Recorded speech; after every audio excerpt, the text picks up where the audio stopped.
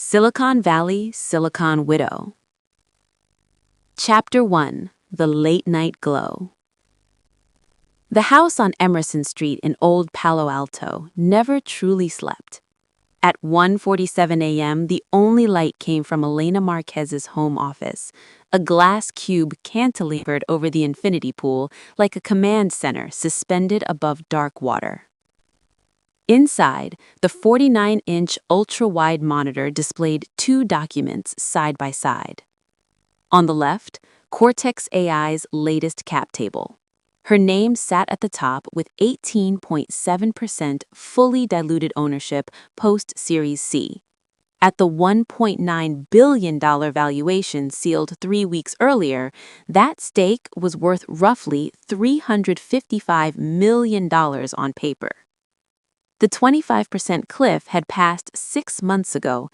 Now every month chipped away at Marcus's potential claim like compound interest in reverse. On the right, a draft divorce petition prepared by Friedman, Klein and Associates, the same firm Apex Ventures used for term sheets. No signatures yet, just placeholders where her name and his would go. Elena leaned back in the Herman Miller Aron, fingers steepled. She was 38, still mistaken for late 20s in investor meetings thanks to good genes and better skincare. But tonight, the lines around her eyes felt carved deeper. She hadn't cried. Crying wasted cycles.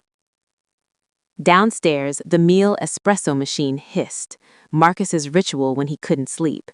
She heard the clink of a Demitasse cup, the soft tread of bare feet on white oak. He was coming up. She minimized both windows before he reached the landing. Marcus Hale appeared in the doorway wearing gray cashmere lounge pants and nothing else. At 42, he still had the lean runner's build that had first caught her eye at a Stanford entrepreneurship mixer 7 years earlier. Back then, he'd been a junior associate at Apex. Now he was a partner with carry that made him dangerous in his own right. "Still grinding?" he asked, voice low and warm. "Demo prep. The new Transformer variant is finally converging under 50-millisecond latency on edge devices." She offered the half-truth without looking up. He crossed the room, set the cup on her desk, leaned down and kissed the top of her head. The scent of Tom Ford oud wood mixed with bergamot from his shower gel. Once, that combination had felt like home.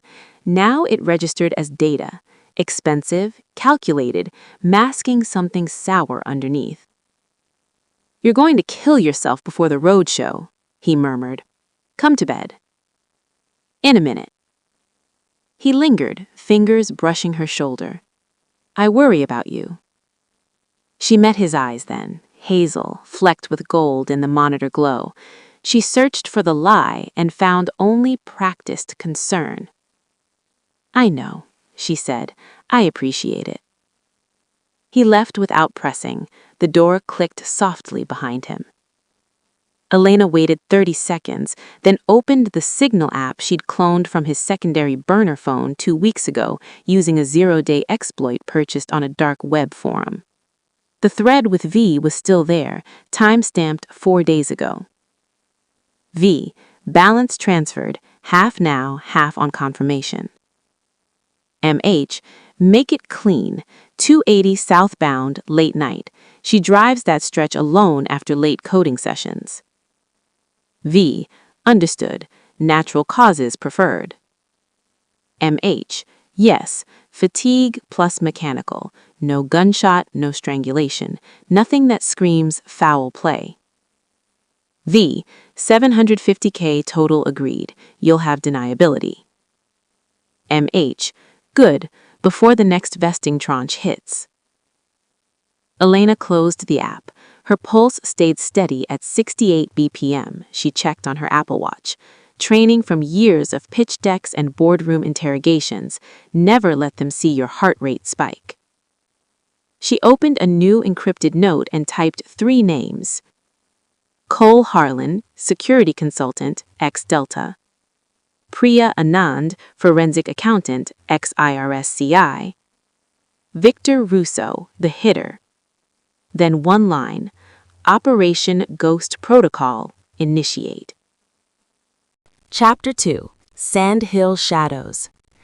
The next morning, Elena drove her matte black Tesla Plaid down Sand Hill Road, windows tinted to match her mood.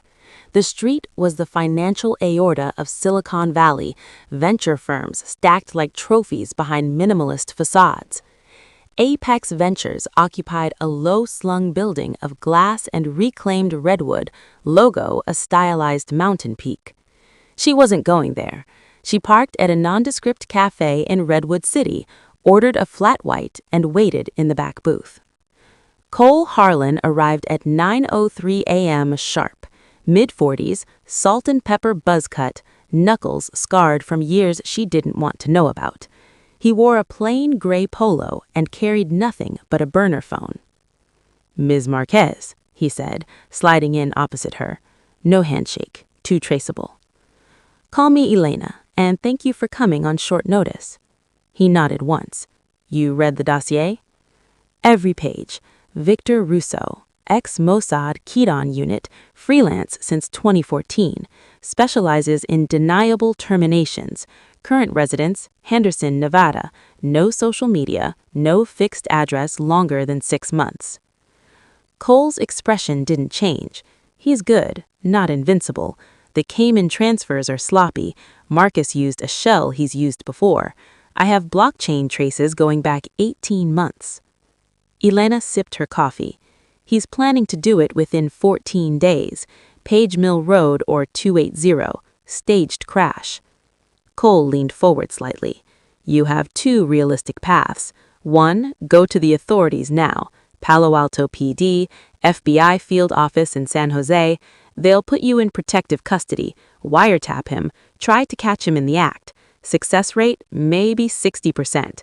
Downside, he walks if the evidence chain breaks, and your company stock tanks on the scandal. Media will eat you alive. Tech CEO's husband tried to kill her over equity." Option 2? Option 2 is nuclear. You disappear first. We stage the accident. You emerge later, different name, different face, different life. Meanwhile, your proxies dismantle his world piece by piece. No body means no murder charge, but the suspicion poisons everything he touches. He loses Apex, loses access to your estate, loses his reputation. You win by outliving him financially and professionally. Elena stared at the steam rising from her cup. How much for option 2? $1.8 million upfront, another 1.2 on successful extraction and new identity setup, non-refundable, cash or crypto. She didn't blink. Done. When can we start? Prep begins tonight. Execution in 8 to 10 days depending on weather patterns and traffic patterns. She extended her hand under the table. He shook it, firm, brief. "One last thing," Cole said as he stood. "Once you cross this line, there's no uncrossing it. You'll never be Elena Marquez again. Not publicly, not legally, not to anyone you love." Elena said quietly, "I don't love anyone anymore." He left without another word. Chapter 3. The Performance. The following week became a masterclass in deception. Elena cooked dinner every night, seared diver scallops with brown butter, his favorite. She laughed at his stories about the latest Series B pitch deck disaster. She let him pull her close on the couch while they watched Succession reruns, his hand resting possessively on her thigh. Each touch felt like evidence collection. She installed a hidden camera in the home office, motion activated, cloud uploaded to an offshore server. She mirrored his laptop nightly using a custom payload she'd written herself. Nothing sophisticated, just enough to log keystrokes and grab screenshots. On Wednesday, she drove to Mountain View for the big demo. Cortex AI's inference engine crushed expectations. 47 millisecond latency on mobile, 40% lower power draw than competitors. The boardroom erupted in applause. Raj Patel, her co-founder and oldest friend, hugged her afterward. "You killed it," he whispered. She smiled. "The first genuine one in days." "We killed it."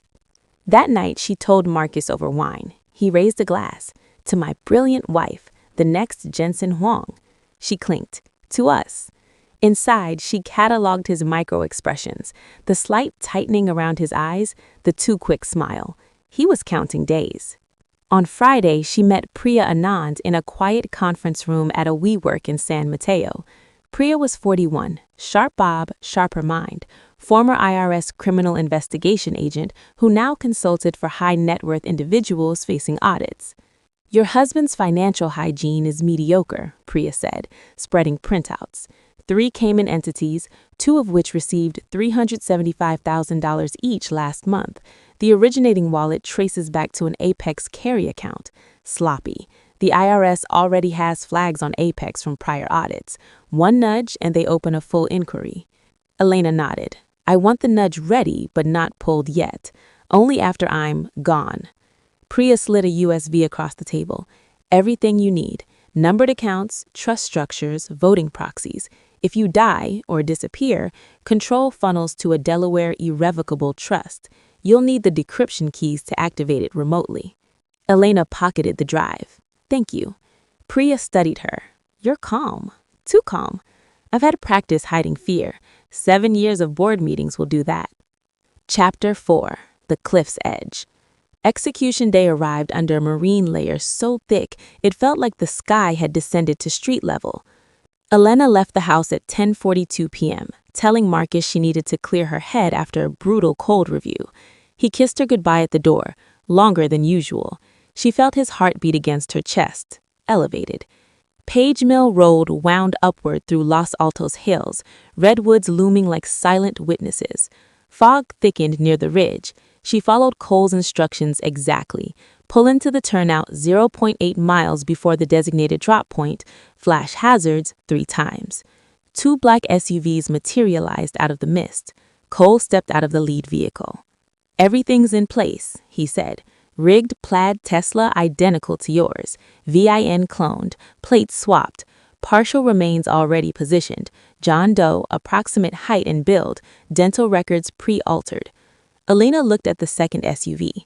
Inside, a technician was finishing makeup on the stand-in. Subtle burns, lacerations consistent with a high-speed tumble. She felt bile rise, but swallowed it.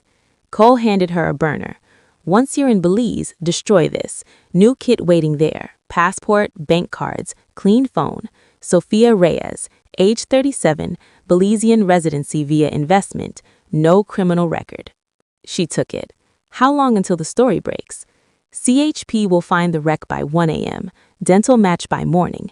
Your dental office already has the altered x-rays in their system, courtesy of a friend. Elena glanced down the embankment. 200 feet of rocky drop into Chaparral. The rigged car waited at the edge, engine idling. She turned to Cole. If this goes wrong, it won't. She nodded once. They swapped vehicles. She climbed into the back of the lead SUV. Cole's driver, a woman in her 30s with no last name, pulled away slowly.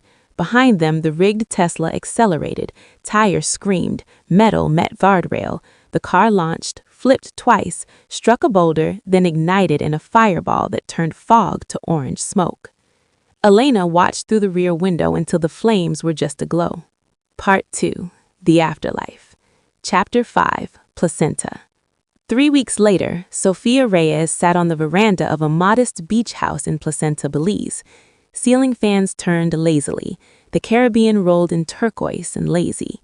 Her hair was now chestnut with Audouin highlights, cut in a sharp bob, brown contacts, slight fillers in the cheeks and lips, enough to fool facial recognition algorithms and old acquaintances.